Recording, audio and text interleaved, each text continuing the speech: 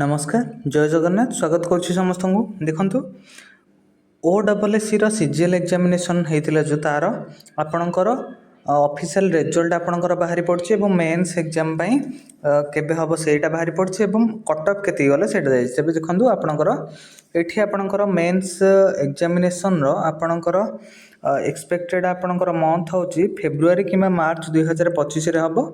then आपणकर ये आपणकर सर्टलिस्टेड कैंडिडेट मानकर माने 3016 जन जो मैंने प्रोविजनाली सर्टलिस्ट होती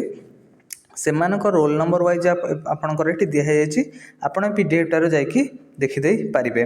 ता छड़ा आउ गोटे इम्पोर्टाट जिनस ये दिखाई जो मानकर